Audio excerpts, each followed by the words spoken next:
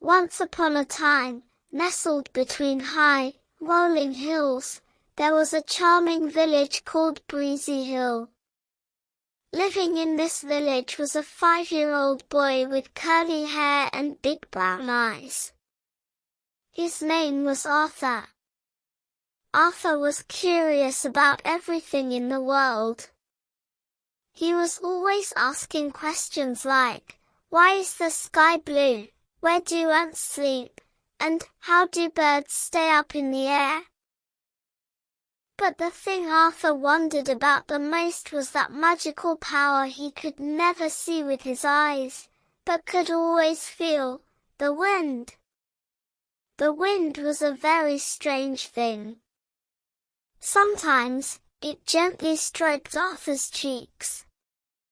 Puff. Sometimes, it rustled the leaves of the big oak tree in the garden. Rustle, rustle. And sometimes, it snatched his cap right off his head and blew it into the air. Whoosh! Arthur couldn't see the wind, but he could see everything it did. When he woke up one morning, he made a decision. Today, I am going to catch the wind, he said to himself. I will catch it, bring it into my bedroom, and look closely to see what it looks like. The first attempt, the butterfly net. Arthur got straight to work.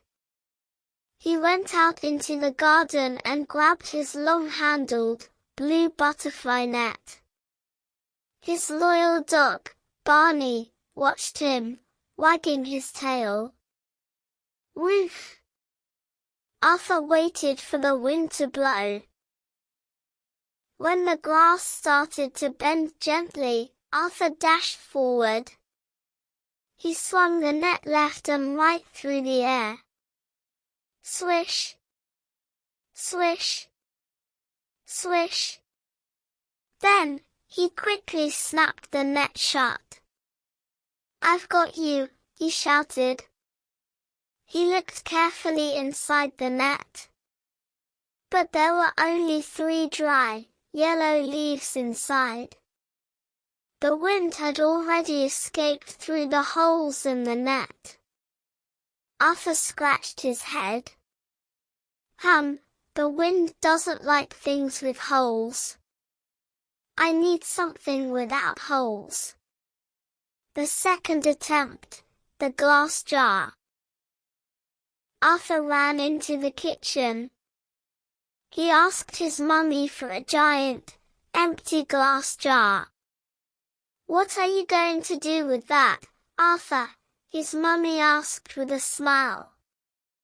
Arthur replied in a mysterious voice, I am going to catch the biggest secret in the world. He took the jar and its lid back out to the garden. He held the mouth of the jar facing the wind. He waited, and waited.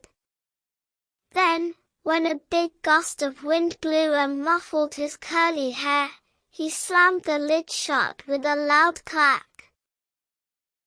I've definitely got you inside this time, he said proudly. He carried the jar to his bedroom. Barney followed curiously behind him. Arthur closed the doors and the windows. He placed the jar on his bed. Slowly, very carefully, he unscrewed the lid. He expected a magical cloud to pop out. But nothing happened. The jar was completely empty.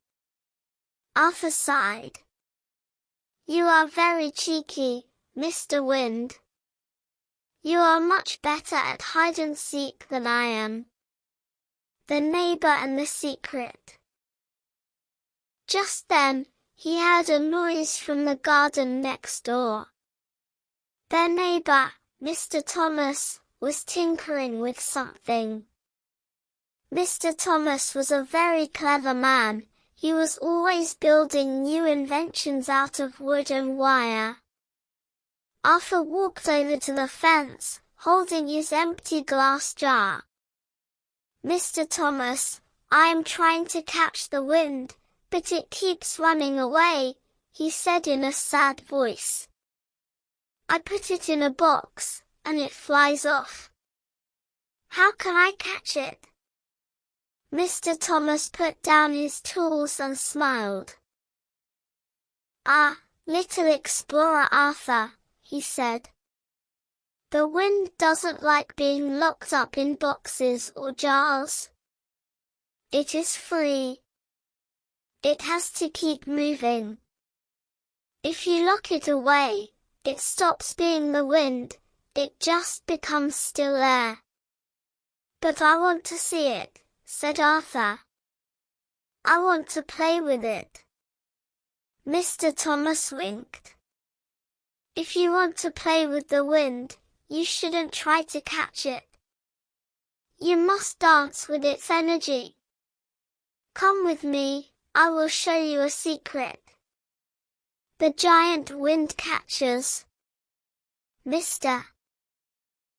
Thomas and Arthur, with Barney trotting alongside, started walking towards the high, green hill behind the village. As they climbed higher, the wind grew stronger. Arthur's coat puffed up like a ship's sail. When they reached the top, Arthur's eyes opened wide in amazement. Wow! Standing on the hill, reaching high into the sky, were giant white towers. At the very top of these towers were enormously long, white blades. As the wind blew, the blades turned slowly and powerfully, swoosh, swoosh, swoosh. "What are those?" asked Arthur in wonder. "Those are wind turbines, Arthur," said Mr. Thomas. "I call them giant wind catchers." "But they aren't locking the wind in a box," said Arthur, surprised. "You are right," smiled Mr. Thomas. "These giant blades welcome the power of the wind with open arms. As the wind turns the blades, that invisible power is turned into electricity. It is the power of the wind that lights up the houses in our village and heats our ovens." Arthur loved this idea. So, the wind wasn't just a cheeky cap snatcher, it was an invisible hero that lit up their homes. You didn't need to lock it up, you just needed to understand its power and work together with it. Arthur's paper windmill. When Arthur and Mr. Thomas returned home, Arthur had a brilliant idea. He was going to make his very own little wind catcher. He took a piece of colorful paper, a drawing pin, and a wooden stick. By folding the corners of the paper, he made a wonderful red, yellow, and blue paper windmill. He ran out into the garden. He held the paper windmill high in the air. At first, nothing happened. Arthur waited patiently. Then, the leaves on the trees rustled. A cool breeze touched his cheek. And the windmill began to spin. Slowly at first, wah, wah, wah. As the wind blew harder, it spun faster, wah. The colors blended together, and the wind sang a happy song. Arthur burst out laughing. He couldn't hold the wind in his hands, he couldn't put it in a glass jar, but there it was, right in front of him. The wind was dancing with the toy he had made. "I can see you, Mr. Wind," shouted Arthur. "I can't lock you up, but I can play with you." From that day on, little explorer Arthur stopped trying to catch the wind. Instead, whenever the wind blew, he would rush into the garden, fly his kite, or watch his paper windmill spin. Because Arthur had discovered one of nature's greatest secrets, some beautiful things in the world only let us touch them when they are free. The end.